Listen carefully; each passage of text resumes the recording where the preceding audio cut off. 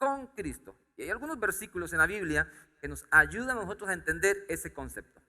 Así que vamos a pedir al Espíritu Santo para que Él nos guíe en esta mañana y que podamos juntos aprender. Tenemos un tiempo prudencial y vamos a ir a las Escrituras, vamos a ir viendo qué nos enseña el Señor a través de su palabra, pero no se saque de la mente. Estamos hoy con la preposición con, y nuestro tema entonces, con Cristo.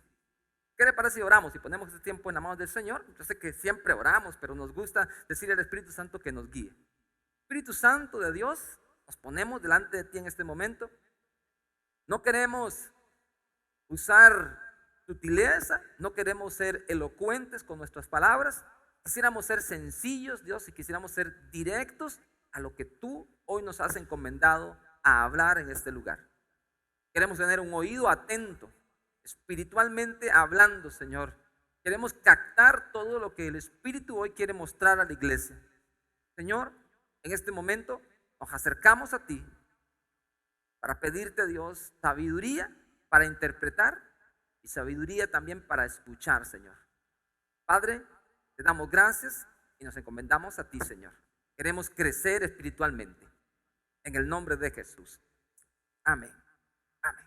Gloria al Señor. Bien, vamos a ir leyendo algunos versículos y yo quisiera decirle a usted que el tema de hoy, con Cristo, vamos a irlo viendo por partes, pero no podemos sacar un criterio solamente con algunos versículos, ¿ok? Entonces, necesito que al final, cuando ya yo vaya cerrando todo el mensaje, usted también pueda en su interior también ir haciendo ese amarre, viendo todas las ideas que yo estoy dando, sumando todos los versículos que vamos a poner acá, que nos van a servir de base, de propiedad para ir entrándonos en estos conceptos que estamos abordando. Lo primero que vamos a leer es 2 de Timoteo capítulo 3 versículo 16. Algunos versículos que yo voy a leer hoy son muy conocidos por ustedes. Algunos otros versículos quizás usted nunca los ha leído, pero todos es importante que los revisemos y podamos corroborarlo ahí en su Biblia. 2 de Timoteo capítulo 3 versículos 16 y 17. No sé si tenemos por ahí la Biblia, pero ya se la van a poner a usted. Si no, usted léala ahí en su dispositivo o en su Biblia de papel. Dice la escritura así. Es la segunda carta que le envía Pablo a Timoteo. Dice, toda la escritura es inspirada por Dios. ¿Qué le parece? Toda la escritura es inspirada por Dios. Y dice que es útil para enseñar, es útil para redarguir, es útil para corregir, es útil para instruir en justicia. Y la finalidad de ella es de que el hombre sea perfecto en Dios, enteramente preparado para toda buena obra. Hice unos cuantos énfasis ahí al versículo, pero esa es la idea central. Toda la escritura es inspirada por Dios. Y empezamos por ahí en esta mañana. Toda la escritura es inspirada por Dios. Entonces usted dirá, toda la Biblia es inspirada por Dios. Entonces hay varios conceptos acá que necesitamos ir ahondando, teniendo conocimiento y también teniendo sabiduría para interpretarlos. ¿Qué es la Biblia? ¿Qué es la Biblia? ¿La Biblia es la escritura? ¿Qué es la Biblia? La Biblia es un compendio de libros, 66 libros. Están aquí dentro. No voy a entrar en toda la historia de la escritura, de cómo se formó este libro, este compendio de libros, cuándo fue, en cuál concilio fue. No voy a entrar en ese detalle hoy porque no es propiamente el tema. Pero este libro, que regularmente tiene un aspecto como de, es muy grande, no lo puedo leer todo. Bueno, la intención es que usted lo vaya revisando poco a poco. Pero esto que llamamos la Santa Biblia es un compendio de libros. Aquí hay 66 libros escritos de diferentes maneras. Aquí hay 39 libros que son del Antiguo Testamento y hay 27 libros más que son del Nuevo Testamento, ¿verdad? Son dos conceptos diferentes. Dentro de este compendio de libros están libros de historia, libros de poesía, libros que tienen que ver con la profecía, vienen libros que tienen que ver con la vida de Jesús, vienen las cartas doctrinales que Pablo envía, viene el libro de Revelaciones que nos habla los temas escatológicos en los últimos tiempos. Dentro de este gran libro que nosotros conocemos como la Biblia están todos esos libros. Entonces decimos, la Biblia dice, la Biblia es un término que se usa y sí, popularmente decimos la Biblia dice, pero en realidad la Biblia como tal no dice, porque la Biblia es la sumatoria de los libros. ¿Sí me doy a explicar? Son cositas importantes que tenemos usted y yo que manejar siempre. Ahora, dentro de este compendio de libros hay un asunto que se llama la ley de Dios. O sea que aquí hay parte de todo este compendio de libros que es la ley de Dios. Todo lo que está dentro de este libro es la ley de Dios. No se asuste, no todo lo que está aquí dentro de este gran libro, que es el compendio de libros, no todo es la ley de Dios. Hay algunas partes que tenemos que nosotros que entender que la ley de Dios como tal, yo escribí aquí para que no se me olvidara esta idea, es lo que Dios ha dicho para nosotros, para nuestro bien, y es de la manera como Él se rige para con la humanidad y cómo la humanidad debería regirse para con Él. Entonces, dentro de esto está la ley de Dios. La ley de Dios no es solamente los 10 mandamientos, ni tampoco es el Pentateuco, los primeros 5 libros de la Biblia. La ley de Dios no es solamente eso. Repito, la ley de Dios es todo aquello que Dios ha dicho de la manera como Él se va a regir para con la humanidad. Ahora se dirá, y pastor, ¿y qué tiene que ver esto con Cristo? Bueno, porque vamos a poner una base para poder comprender ese concepto tan importante. Dentro de este compendio de libros, entonces que llamamos la Biblia, los 66 libros, está la ley de Dios, pero también está la palabra de Dios. Entonces la palabra de Dios es todo aquello que ha salido de la boca de Dios, que no necesariamente es exactamente la ley de Dios. Todo aquello que ha salido de la boca de Dios es palabra de Dios. Ahora, hay otro término también que conocemos como las escrituras. Las escrituras están también dentro del compendio de libros. De todos estos que están acá, están las escrituras. Y cuando el apóstol Pablo dice que las escrituras son inspiradas por Dios, entonces nosotros tenemos que tener en fe una convicción de que lo que está aquí nos va a ayudar a nosotros para vivir una vida en Cristo mucho mejor. Ahora bien, ¿por qué les dije esto?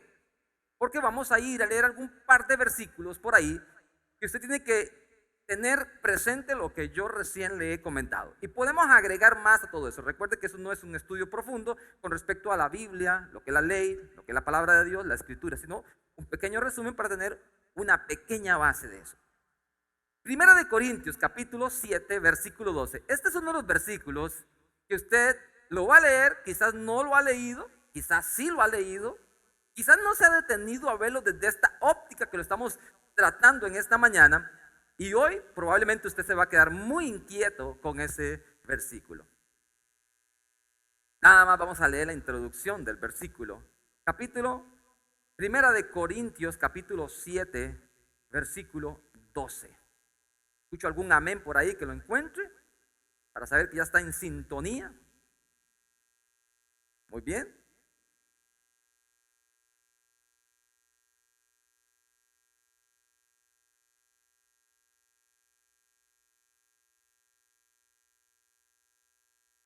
En la versión que estamos usando la Reina Valera 60. Miren lo que dice ahí. Y a los demás yo digo, no el Señor. Nada más eso es lo que me interesaba que usted leyera conmigo de momento. El capítulo 7 de Primera de Corintios viene hablando acerca de los roles en el matrimonio, las situaciones, cómo tiene que comportarse el hombre como la mujer, algunas situaciones que vienen netamente a dar pie a lo que nosotros hoy sabemos que es el matrimonio. Pero el versículo que me obedece o lo que quiero compartir con ustedes es esta parte donde el apóstol Pablo dice a los demás, o sea, ahí sigue hablando otro concepto con respecto a los que quieren vivir con una mujer que no es creyente, y Pablo dice, bueno, si ella consiste en vivir con usted, pues viva con ella. De repente se puede santificar a través de usted. Igual, si usted es mujer y vive con un hombre que no es creyente, entonces si él consiente en vivir con usted, pues viva con él. Pero lo interesante es que esto lo dice Pablo, dice, a lo demás yo digo, no el Señor. ¿Está siguiendo lo que quiero hablarle? Entonces, la recomendación que viene a partir de ahí no nace necesariamente en el corazón de Dios, nace en el corazón de Pablo. Entonces, no es una ley de Dios, pero sí es una escritura, porque fue algo que el Señor de una u otra manera permitió que Pablo lo dijera y que nos sirva a nosotros en cierta manera como una evidencia para todas aquellas personas que están viviendo en unión libre y que alguien dice, bueno, entonces ahora me separo. No es así. Y Pablo hace una referencia ahí muy interesante. Ahora se dirá, pastor, ¿y qué tiene que ver esto con Cristo? Bueno, es que hay algunos versículos en la Biblia que se dicen en primera persona. Y cuando algo se dice en primera persona, afecta solamente para esa primera persona. Pero hay algunos otros versículos en la Biblia que son en plural y que afecta a todos los que lo están interpretando o los que lo están leyendo en ese momento. El capítulo 1 de Filipenses, el versículo 21, le va a dar más sentido a lo que he venido conversándole estos primeros minutos de introducción en esta mañana. Léalo, por favor. Filipenses capítulo 1, versículo 21. Por aquí ya se pone muy interesante lo que vamos a abordar en esta mañana. Como le dije anteriormente, espérese todo lo que vamos a hablar y luego sacamos un criterio de todo. ¿Lo encontró? El apóstol Pablo dice, para mí, para mí el vivir es Cristo. Para mí el vivir es Cristo. Muchas gracias, hermano Luis. Y el morir es ganancia. Hello. ¿Estamos aquí? Sí. Note la expresión de un hombre de Dios mandando una carta a un montón de personas que están empezando a vivir una nueva experiencia en una nueva fe, cambiando un montón de conceptos de una ley y de unos de dioses que ellos decían creer, y él les dice en primera persona, para mí el vivir es Cristo y el morir es ganancia. Entonces la pregunta en este momento es, ¿puedo yo aplicar ese versículo en primera persona, en este caso para mí? ¿Puedo yo también tomar ese versículo y decir, para mí el vivir es Cristo y el morir es ganancia? Bueno, esa es una tremenda responsabilidad que cada quien está en la libertad de tomarla. Hola, ¿me está siguiendo? Sí, por favor. A veces decimos algunas cosas o algunas declaraciones que las decimos nada más de la boca para afuera y que tal vez no causan el efecto como debería de ser, porque no tenemos tal vez el entendimiento de por qué fue dicho o cuándo fue dicho o para quién fue dicho o en el momento en que fue dicho. El apóstol Pablo en el capítulo 1 del libro de los Filipenses está en cierta manera diciendo que todo lo que ha pasado él, las situaciones, las cárceles, las situaciones adversas que han vivido, dice él, todo esto ha ayudado para bien en el evangelio. Y en cierta manera, dice él, yo hasta me glorío de las cosas malas que me han pasado, porque todo esto ha ayudado para bien en el evangelio. Y dice, porque para mí el vivir es Cristo y el morir es ganancia. Dice, mas si el vivir en la carne resulta para mí beneficioso para la obra, no sé entonces qué escoger, porque de ambas cosas estoy puesto en estrecho, teniendo deseo de partir y estar con Cristo, lo cual es muchísimo mejor, pero quedarme en la carne me es necesario por causa de vosotros. Entonces aquí nosotros nos da a entender algo importante, que muchas personas tal vez lo han dicho, pero que realmente no hay una propiedad, porque cuando usted dice, para mí el vivir es Cristo, usted se está comprometiendo a una magnitud muy demasiadamente elevada. Nuestra intención en estos días es poder expandir un poquito más el concepto y que nuestra vida de iglesia no sea solamente de venir un domingo, de venir un miércoles, de cumplir con X o Y compromisos, sino de experimentar a Cristo en nuestros corazones.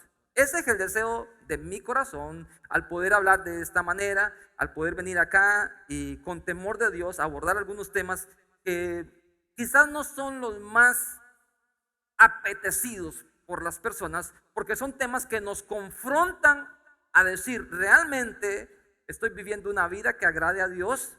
¿O estoy viviendo nada más una vida jugando a la iglesita y a ver qué pasa? Gálatas capítulo 2, versículo 20. Un versículo que conocemos muy bien y es el versículo que nos da propiedad en esta mañana para hablar de con Cristo. Con Cristo. Dice la escritura de la siguiente manera: con Cristo estoy juntamente crucificado. Y ya no vivo yo, mas vive Cristo en mí. Y lo que ahora vivo en la carne, lo vivo en la fe del Hijo de Dios, el cual me amó y se entregó a mí mismo, a sí mismo por mí. Note otra vez la expresión de Pablo.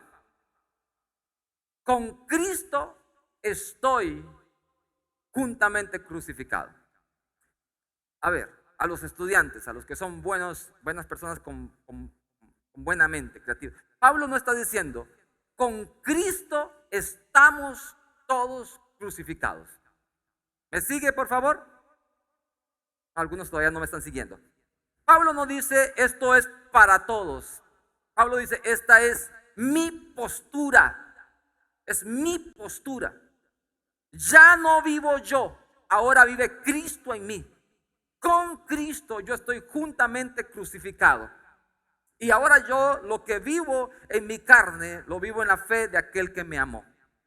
Entonces, Pablo mismo le dijo a Timoteo, toda la escritura es útil para enseñar, para redarguir, para corregir, para que conozcamos más y más y más. Pero hay ciertas partes de la escritura que usted tiene que tomarlas, si usted desea, en primera persona. Ahora se dice, con Cristo estoy juntamente crucificado. Mire, este fue uno de los versículos que me aprendí de memoria. Con Cristo estoy juntamente crucificado. Y ya no vivo yo, mas vive Cristo en mí. Lo que ahora vivo en la carne, lo vivo en la fe del Hijo de Dios, el cual me amó y se entregó a sí mismo por mí. Me lo aprendí de memoria hace muchísimos años.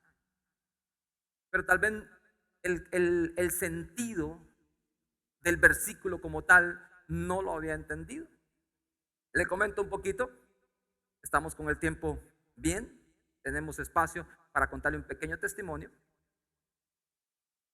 El miércoles lo ahondé un poquitito con respecto a mi fe de toda mi vida en Cristo Jesús, en la iglesia como tal, ¿verdad? En la fe cristiana. Pero en el año 91, mi papá falleció. Yo tenía 15 años. Yo dije 14 el miércoles. No, yo tenía 15 años. Yo fui a revisar mis cuentas, tenía 15 años.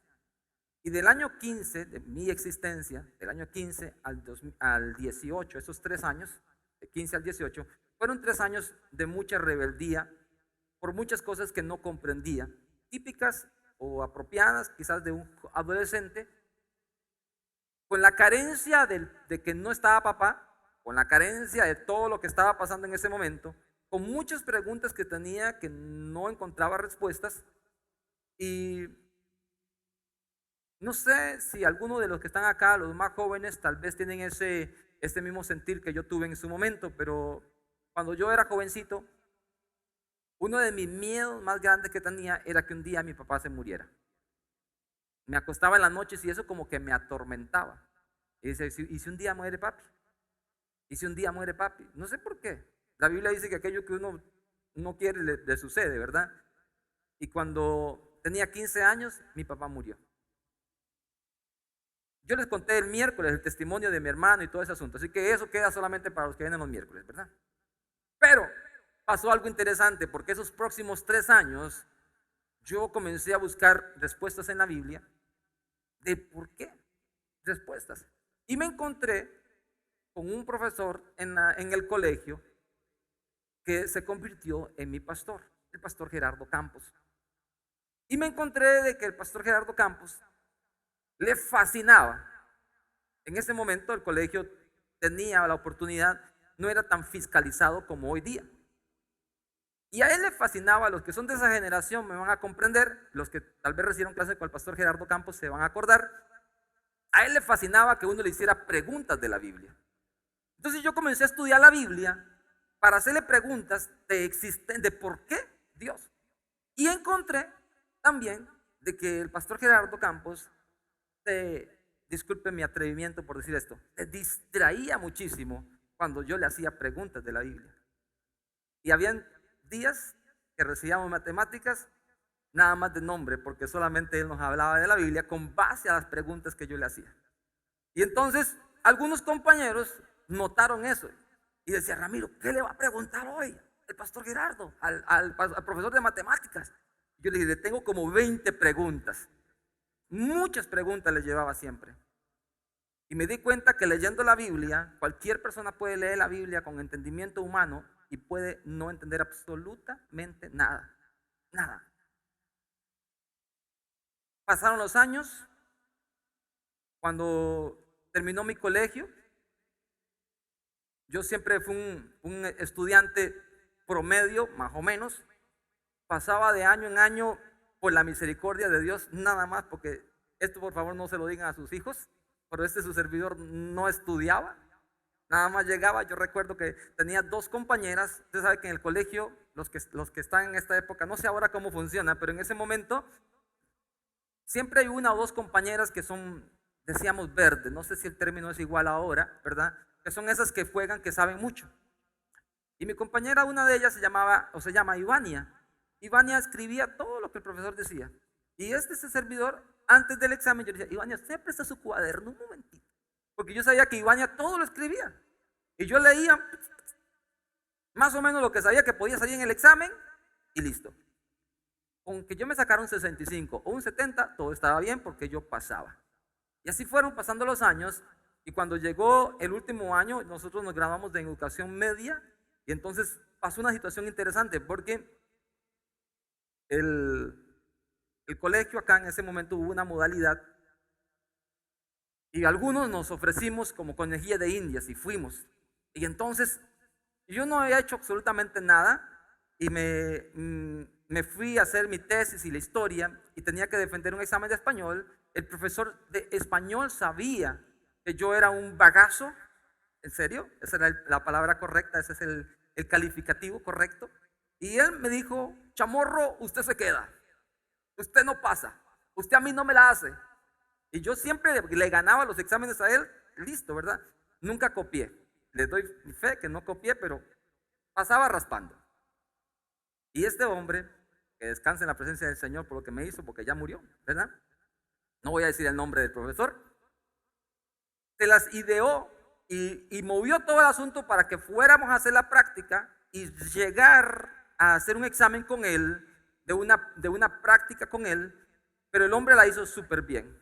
Y él dijo, nos dio una antología, una cosa así, dice: ese libro tienen que llenarlo y eso es un 40% o un no sé cuánto por ciento. Y listo. Yo dije: listo, pan comido, eso está hecho, yo paso súper bien, no hay problema. Para cerrar bachillerato en el año 95, 96. Cuando vamos a presentar, hoy presentábamos el examen, nos aprobaban y mañana íbamos a bachillerato. Llego yo con mi antología, todo el mundo presentó, llegó él y yo por supuesto, entrego la antología, ¿verdad? Con toda la información adentro. Las primeras 4 páginas, yo ya lo conocía a él como él revisaba. A los más jóvenes, por favor, no hagan esto. Las primeras 4 o 5 páginas, yo sabía que él siempre revisaba las primeras 4 y 5 páginas y daba check y ponía listo. Y yo dije: listo, Hoy en la noche hago las 4 o 5 páginas, primeras nada más, y lo demás le pongo lo que se me venga en mente, porque el hombre después hacía así nada más. Y veía que todo estuviera lleno, listo, pasó. Y yo, las primeras 4 hojas las hice súper bien, todo el asunto, ¿verdad? Pretérito por cuanto perfecto y la cosa, y todo bien, ¿verdad? Y ese hombre se va ciñendo con las páginas. Así como el diablo, ¿verdad? Chamorro, yo le dije a usted que se quedaba. Comienza la primera y le hace tas. Yo dije, listo. La segunda le hace tas. La tercera le hace tas. La cuarta, y yo digo que no siga.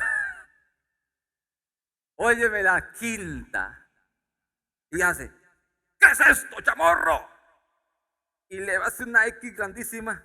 Y la otra una X y comienza X. Te lo dije que se quedaba. Está quedado. Está quedado. Y ese día yo traté de mover cielo y tierra y todo el asunto y no pude hacer bachillerato. Fui a llorar como alguien que yo dije, qué barbaridad, ¿cómo es posible que no voy a hacer? Y listo. Ahí terminó la historia. Entonces, todo lo que había entendido de la Biblia me dio más rabia todavía. Pero en cierta manera yo tenía la culpa. Y como el domingo siguiente, le cuento esto para que conozca parte de mi historia, del testimonio. Yo fui a mi casa, no había nadie en mi casa, nadie. Y entré al cuarto y le dije al Señor que yo quería experimentarlo a Él. Porque lo que estaba viviendo en ese momento era muy desesperante. No puedo decir que me pasaron pensamientos de suicidio o cosas por el estilo, no, la verdad que no. Pero era algo muy deprimente, la verdad que me sentía muy mal. Y algo sucedió en ese cuarto, en esa habitación, en ese momento, en el baño propiamente. Yo estaba sentado en la taza ahí, ¿verdad? Que yo comencé a llorar y a llorar y a llorar delante de la presencia de Dios. Y vino la presencia de Dios a mi vida de una manera impresionante. Y hay cosas que uno no logra explicarse en la vida. En ese entonces estábamos en la era de los cassettes. Y entonces yo puse un cassette que yo había regrabado. Recuerda que uno le daba la vuelta a la cinta y grababa. No, los de la vieja escuela saben eso, los chiquitillos no saben este asunto, ¿verdad? Y uno ponía el cassette y lo grababa. Entonces, sobre una canción de un disco, de un cassette que era de mi hermana Sabina, que no está acá porque me pega, yo había grabado música ¿verdad? Y era de Oscar Medina, ¿verdad? Y entonces yo le di clic, bueno, no clic, le di play, ¿verdad? Y me fui para el baño. Comenzó adentro, ¿verdad? Y de repente se paró y yo comencé a orar a Dios. Y de repente pasó al otro lado, seguro el cassette, no sé, ahí tengo el cassette, todavía recuerdo, y comenzó a sonar una canción que hasta hoy la recuerdo. Y dice, si del mundo estás cansado ya, si del diablo te quieres librar, el pecado te ha robado el gozo y la felicidad, hay tristeza en tu corazón. Algo así, ¿verdad? A ver, por la misma ofrenda le estoy cantando. Y el coro decía así, ven a Jesús, Él te quiere dar la vida eterna y la salvación. Y yo, ¿será cierto eso? Y ahí empezó mi vida con Cristo. Y me enamoré tanto del Señor. Y todo lo que había leído para discutir y para debatir y para que fuera, realmente era solamente letra. Y no lo había entendido. Y entendí este versículo. Después, con Cristo estoy juntamente crucificado. Y le dije toda esta parte del testimonio porque usted tiene que saber algo. Usted puede leer la Biblia, lo que quiera leer la Biblia, que si no hay revelación de ella, va a ser solamente un fragmento que usted va a leer de un muy buen libro llamado la palabra del Señor. Y ahorita le voy a dar una evidencia más con respecto a que no necesariamente porque usted lea la Biblia, usted es más o mejor creyente. Hay gente que no lee la Biblia y es muy buen creyente, pero déjeme avanzar con esto. Entonces, dice la Escritura, con Cristo estoy juntamente crucificado. Pregunto, ¿usted puede atribuirse eso en primera persona y decir, con Cristo yo estoy crucificado? Vamos a entender un momentito la preposición con. no es una clase de español. Por cierto, no sé por qué la vida fue así, pero a mí me frustró español. Fue con quien me reprobaron y todo el asunto. Y ahora bastante que me gusta el español. Me equivoco cuando escribo, sí, pero trato cada día de perfeccionarlo.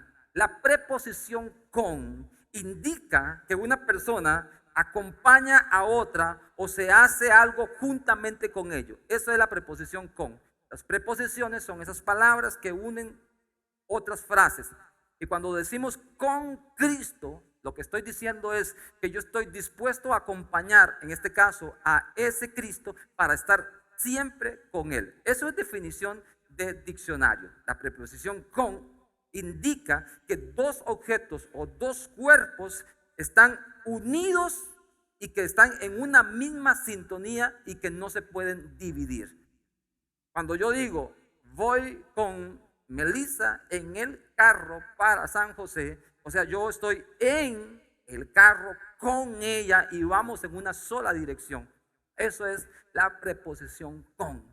Entonces, cuando yo digo con Cristo, yo tengo que entender que estoy fusionado con Él, no me puedo separar para nada y camino en la dirección correcta de ambos cuerpos. En el momento de que yo me separo de la dirección que va Cristo, ya no estoy con Cristo. Entonces, aquí nos hace entender a nosotros algunos puntos muy importantes con respecto a la vida cristiana.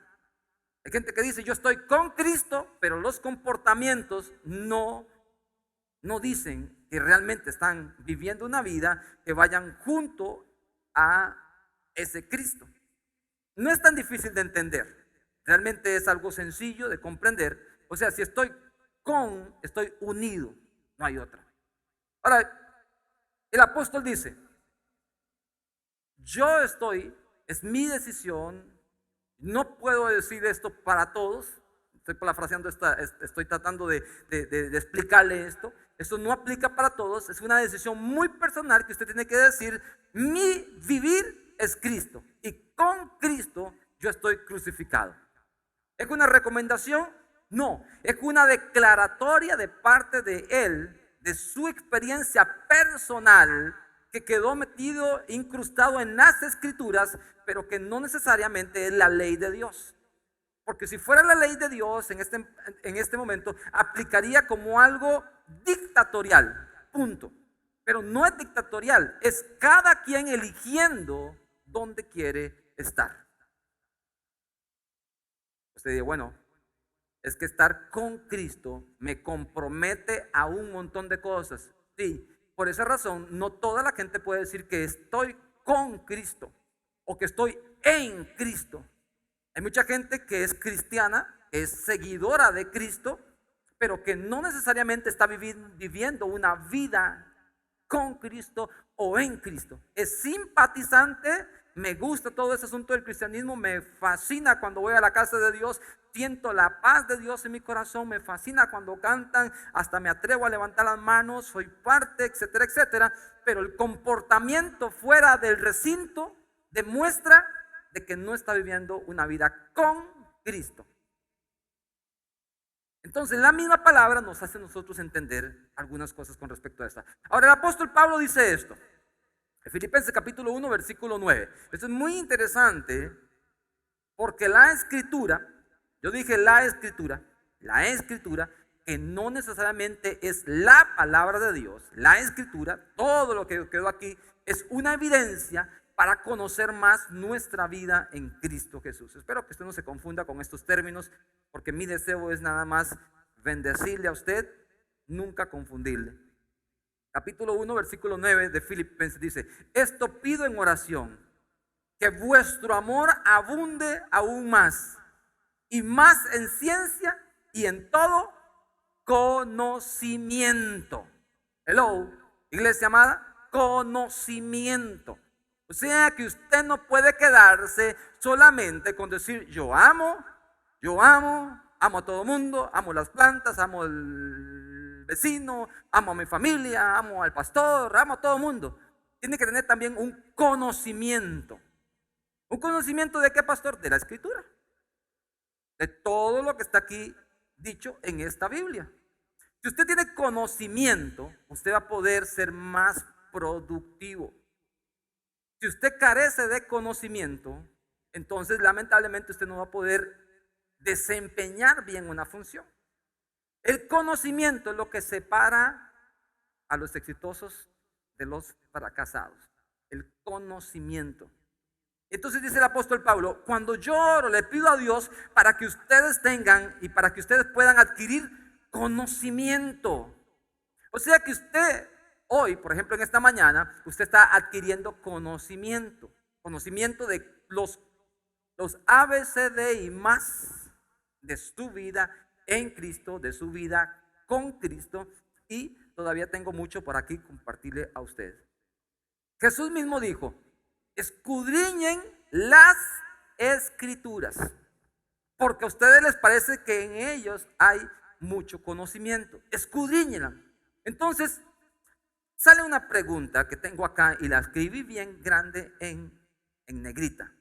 ¿Puedo vivir, o puede un cristiano, puede un creyente, puede una persona vivir sin leer las escrituras? La respuesta es sí. Una persona puede vivir sin leer la escritura. ¿Cómo, pastor? O alguien dice: wow, listo, qué bueno que me lo dijeron, porque yo creí que estaba en pecado. No, una persona puede vivir sin leer la escritura. Pero si la tenemos, usted debería aprovechar el tiempo para leerlas, para encontrar en ella conocimiento. ¿Cuál conocimiento? En este caso, ¿cómo es nuestra vida en Cristo? Le voy a dar un versículo para aquellos que son así como más de hueso colorado, ¿verdad? Como dicen: no, ¿cómo es eso? Que ahora no hay que leer la Biblia. Yo nunca dije que no hay que leer la Biblia. Yo dije que alguien puede vivir sin leer la Biblia. Pero es contrario a decir que yo dije que no la lean. Al contrario, le motivo para que la lean.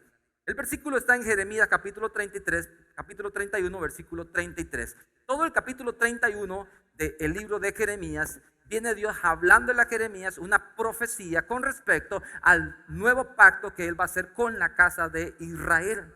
La reestructuración que él va a hacer con respecto a la ley y al nuevo pacto que él va a establecer con la casa de sus hijos. Y el versículo 33 dice de la siguiente manera: por esto es el pacto que haré. Y ese haré es la conjugación del verbo en futuro, porque todavía estaban viviendo en la ley, ¿verdad?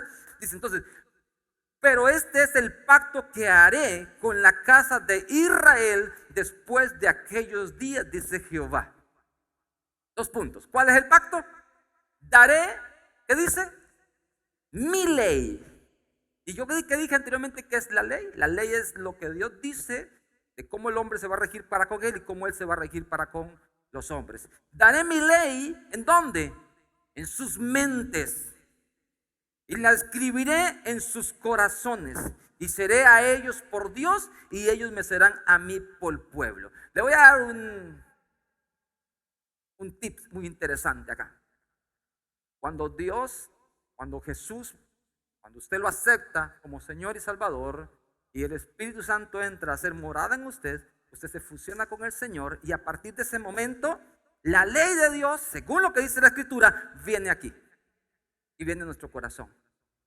Y podemos ser juzgados por nuestros actos sin que usted haya leído las Escrituras.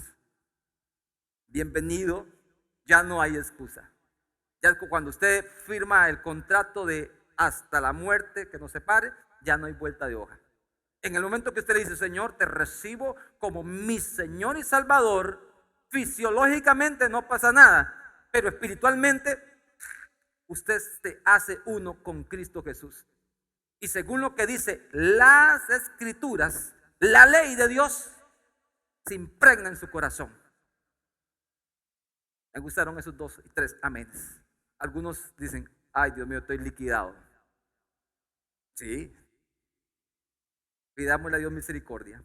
Pero ya la ley de Dios ahora está en nuestro corazón.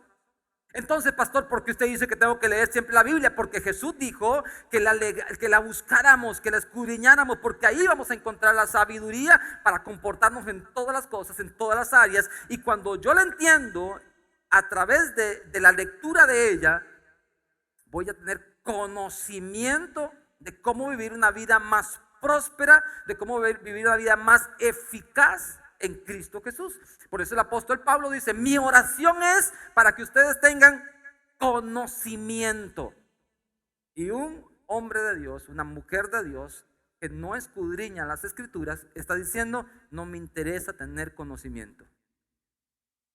Y si a usted no le interesa tener conocimiento, usted está mal, porque la ley de Dios ya está en usted. Eso dice la Biblia.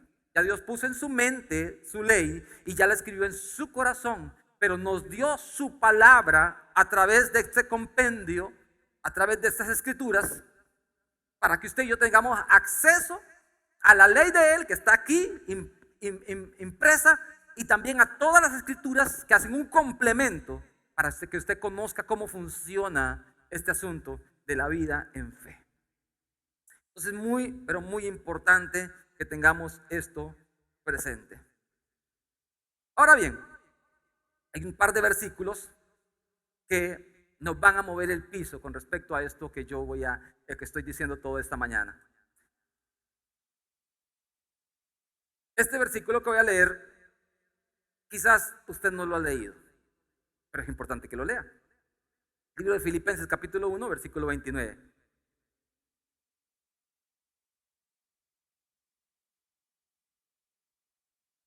Filipenses capítulo 1, versículo 29. Note la manera como el apóstol Pablo habla. Léalo aquí en la pantalla, por favor, para que vea que no es que yo lo estoy inventando. ¿Qué dice ahora Pablo? Porque a vosotros, o sea, a ustedes, me incluyo, porque a vosotros os es concedido a causa de Cristo. No sé si se atreve a leer lo que sigue ahí. No solo que creáis en Él, sino también que padezcáis por Él. Nota aquí la expresión. Ya no dice Él: para mí el vivir es Cristo, con Cristo estoy juntamente yo crucificado, que es en primera persona, sino que aquí lo abre a toda la congregación de los santos y dice: a ustedes, ahora todos nosotros, nos corresponde por causa de Cristo, no solamente que creas en Él, sino también que padezcas por Él. Y esta parte de la escritura es importante que usted la lea, es importante que usted la asimile, y es importante, mis amados, que usted diga: ¿qué estoy yo padeciendo por Cristo Jesús? Uno de los problemas que ha tenido la iglesia tradicional, cuando hablo de tradicional no es de la iglesia católica, es de la iglesia de nosotros, cristiana evangélica, no de esta iglesia, de la iglesia como tal, es que nos hemos enfocado muchos en los beneficios que da el benefactor. O sea, en los beneficios de la vida en Cristo Jesús, pero muy pocas veces nos enfocamos en aquel que lo es todo. Y nos gustan los mensajes que nos digan que con Cristo soy más que vencedor, que sí es cierto. Que nos gusta que nos digan los mensajes donde diga: todo yo lo puedo en Cristo que me fortalece, y también es cierto. Nos gusta que nos digan los mensajes y las profecías de que todo va a estar bien, de que vamos a ser sanados de la enfermedad, de que vamos a ser prósperos, que vamos a tener la casa, que nos vamos a casar, que vamos a viajar, que vamos a esto. Nos gusta que nos profeticen en esa dirección. Pero cuando vamos a la palabra, nos encontramos con un hombre de Dios diciendo: ustedes, a causa de Cristo, es necesario también que padezcan por Él. Y ese asunto de padecer por Él, a la gente no le gusta mucho. Porque dicen: no, eso que sufra el pastor, porque de todas maneras él se metió en ese asunto de ser pastor y listo. No, esto no es un asunto de ser pastor. Este es un asunto que por Cristo usted tiene que padecer lo mismo de Cristo. Y a ver, pastor, ¿qué me está diciendo usted? Le voy a poner unos cuantos ejemplos para que usted vea que no es lo que necesariamente usted estaba pensando de padecer por Cristo. Cada vez que usted vea una injusticia, usted tiene que dolerse por eso que está pasando. Hello. Cada vez que usted vea a alguien que no tiene a Cristo en su corazón, usted tiene que dolerle como a Cristo le dolió, porque sabe usted que una persona que no tenga a Jesús en su corazón por la ley de Dios, va a ir a un castigo eterno, porque la luz vino y los hombres prefirieron más bien las tinieblas que la luz. Entonces, cada vez que veamos a una persona que no tiene a Cristo en el corazón, no podemos pasar por alto, decir, me vale, que vivan viviendo su vida. No, eso es padecer por Cristo. Yo decir, me voy a doler por lo que Cristo también se duele. Y entonces voy a hacer una obra de poder llevarle el mensaje a mis hermanos, a mis amigos, a mis compañeros de trabajo. Voy a hacer una obra de evangelismo. Le voy a hablar a la gente de Cristo Jesús y les voy a explicar a ellos cómo podemos nosotros tener salvación y vida eterna a través de la obra redentora. Pero si todavía usted sigue pasando por alto las injusticias y no le duele, usted no está padeciendo por lo que ya Cristo padeció por toda la humanidad. Santiago capítulo 4. Yo quería leer solamente un versículo, pero cuando lo estudié yo dije, no, la verdad que no tiene nada de malo que lo leamos desde el versículo 1 hasta el versículo 10. A ver, agárrase de la silla bien fuerte, porque estamos hablando de estar con Cristo. Y si decimos que estamos con Cristo, dice Pablo, entonces ustedes tienen que padecer también por Cristo. No solamente que crean en Él, sino que padezcan también por Él. Y lo eleva el apóstol Santiago a un nivel muchísimo más alto, y es el capítulo 4.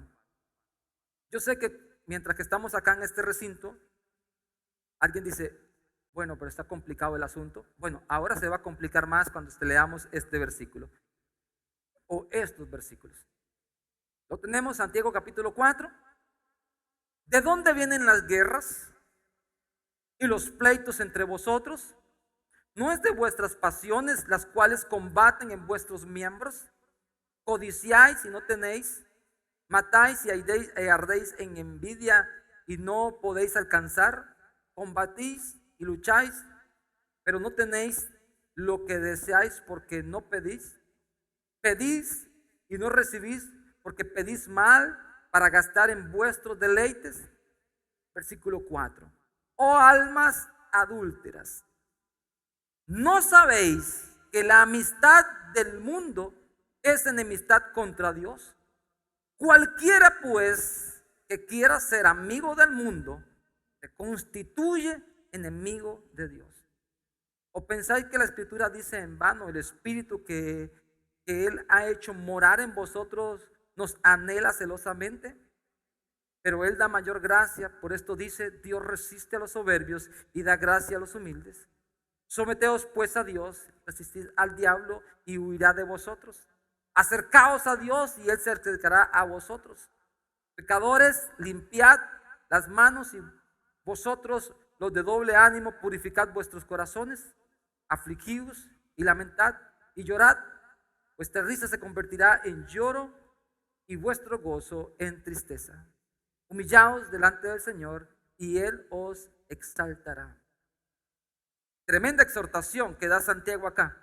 Y el versículo que yo andaba buscando para que nos ayudara a entender más esto es el versículo 4. ¿No sabéis que la amistad con el mundo es enemistad con Dios?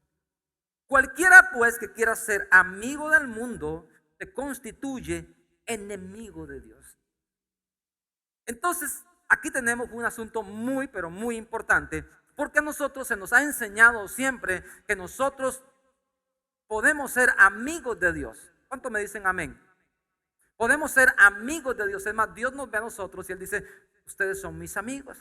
Pero dice el Señor a través de las escrituras que Él dejó, para que a través del conocimiento podamos entender la dimensión. Dice, si ustedes son enemigos del mundo. Hemos hablado de mundo acá en esta iglesia, así que yo quiero creer de que usted tiene bien los conceptos bien frescos. No los malinterprete. Si usted es amigo de todos los sistemas, si usted es amigo de las cosas que rodean, si usted está de acuerdo con todas las cosas que son contrarias a Dios, dice el Señor, los que son amigos del mundo automáticamente son enemigos de Dios. Cualquiera que quiera ser amigo del mundo se constituye enemigo de Dios. Y amados, esta palabra sí es bastante fuerte, porque nos invita a nosotros a reflexionar y decir, ¿quién soy yo? ¿Soy amigo de Dios o soy enemigo de Dios? Y predicamos muchísimo algunos temas que tienen que ver con nuestra posición en Dios, nuestra herencia en Dios, nuestro legado en Dios. Pero poco predicamos si somos enemigos de Dios al constituirnos amigos del mundo. Y aquí hay una gran realidad, mis amados. Y yo sé que el mensaje de hoy es un mensaje que tiene que ver con que usted diga, ¿cómo estoy viviendo mi vida? ¿Vengo a la iglesia nada más por venir para cumplir una rutina o realmente quiero ser amigo de Dios? Dice el apóstol Pablo, y vuelvo a citar los versículos que hemos leído en esta mañana, dice él, yo estoy crucificado juntamente con Cristo. Punto. Es una decisión personal de él. Yo ya no vivo yo, ahora es Cristo el que vive en mí. Y la pregunta sería para usted también en esta mañana, ¿usted se atrevería a decir eso? A decir, a partir de hoy, a la luz de la Escritura, yo quiero vivir con Cristo, pegado a Él, caminando únicamente por la dirección que Él ha trazado, y no me quiero desviar a mi propia ruta, sino que quiero caminar conforme a Él. Bueno, si usted toma esa decisión, tiene que saber que tiene que hacerse enemigo del mundo, enemigo de esas cosas que automáticamente son enemistades con Dios.